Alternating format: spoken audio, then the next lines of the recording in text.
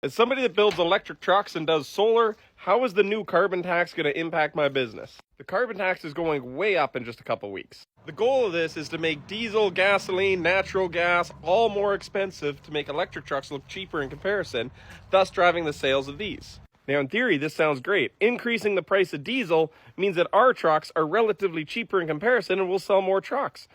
But I spent a couple days looking at this carbon tax, and let's really go through it and look at how it's going to impact us. It's not as simple as the people who made this law want it to seem.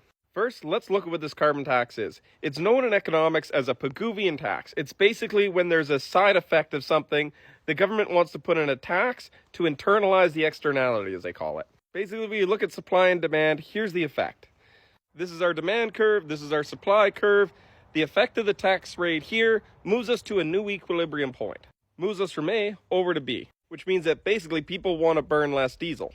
And the price of the goods supplied increased. But what the government doesn't take into effect is that it's a lot more complicated than this. And to understand that, we need to look at the elasticity of demand.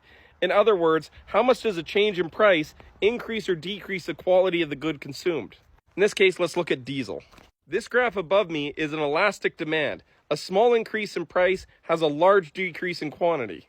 This is really what the government's hoping for. They hope that that large increase in price has an even larger increase in demand, and a lot less people use diesel, which means that there's a lot less CO2 being emitted. But the problem is, demand side isn't always like that. Here's an inelastic demand, where you see a large increase in price have a small decrease in quantity. And then there's this fun thing, which is perfectly inelastic demand, where you see an increase in price has no decrease in quantity. Let's look at a farmer. He needs to go to work or people starve.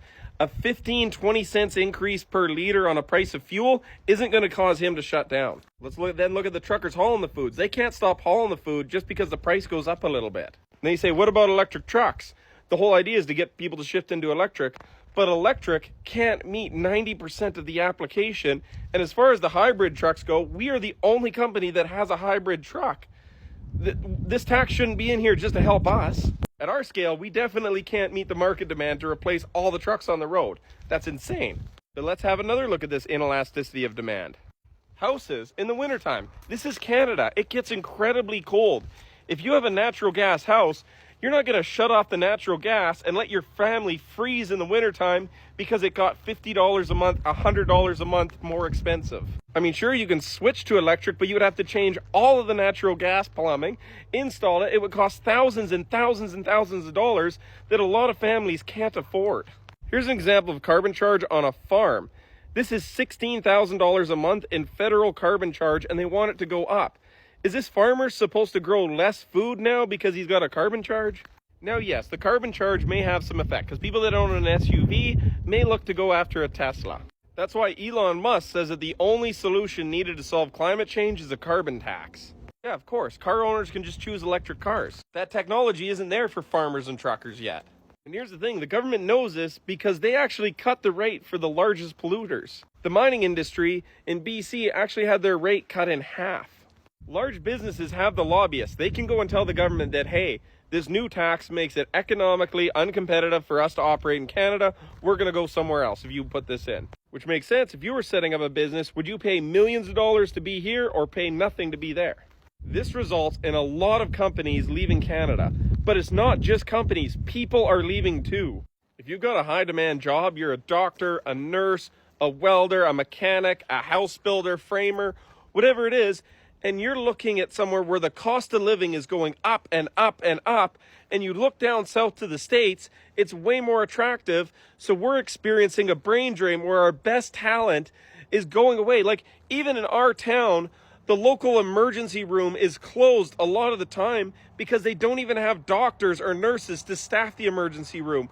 Yeah, if you're going to increase the cost of living so high, people are going to go somewhere else. They're going to act the same as the businesses. But unlike the businesses and the mines, the welders, the fabricators, the nurses don't have multi-million-dollar lobbyists to say that, hey, we're going to leave if you put this in. They're just going to leave, and Canada's going to suffer. If we lose these people, then we lose those jobs. Businesses have a harder time competing. It's more expensive to do business. They go down to the States.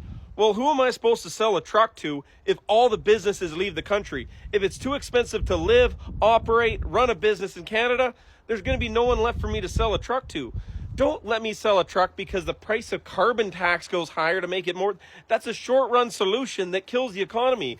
Let me sell a truck because it's a better truck, because it does save fuel. Don't just increase the price of the carbon tax. That's not the way to do business. You just ruin the country long run. And then what about the environment? This whole goal of the carbon tax is to protect the environment. Well, as somebody that builds electric trucks and does solar, I care a lot about the environment.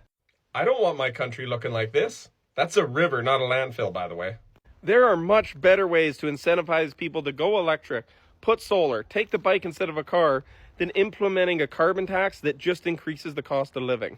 The best way to incentivize a behavior is to make that behavior cheaper than the other one. Don't increase the cost of living. Bring down the cost of the thing that you want to have happen. If you want more people to use electricity, make electricity cheaper. Here's the cost of electricity in Canada, adjusted for inflation since 1970. It's gone way up. You're trying to tell people to go use electricity, but the cost of electricity is going way up? People don't want to do that. Why is the cost of electricity going up? Here's the amount of electricity generation since the 1980s. Canada, it's been stagnant. The US is going up. Basic economics. Decreased supply, price goes up. This gets even worse. This is raw numbers. This isn't per capita. What do you think happens when power generation stays the same, but the population has been increasing every year? If you want more people to go electric, increase the amount of electricity. If you increase supply, price falls, people use more of it. Basic economics 101. If you really want to incentivize people to use electric, get more power on there, cut the insane amount of red tape on clean energy projects in general, get rid of the 200% import tariff on solar, get more solar, increase the electrical capacity, which will increase the supply, which will decrease the price, which means more people use it. And guess what? If our electricity price is lower, the cost of operating in Canada for businesses actually goes down. It incentivizes business and people to move to Canada, grows the economy while still being cleaner. It's a win-win all around. So even though in theory a carbon tax should help me sell more trucks, I can't sell any trucks if we kill our economy. We need to make the cleaner alternatives cheaper, not make the cost of living go up for everybody else. We need to focus on growing the clean economy, not shrinking the existing economy.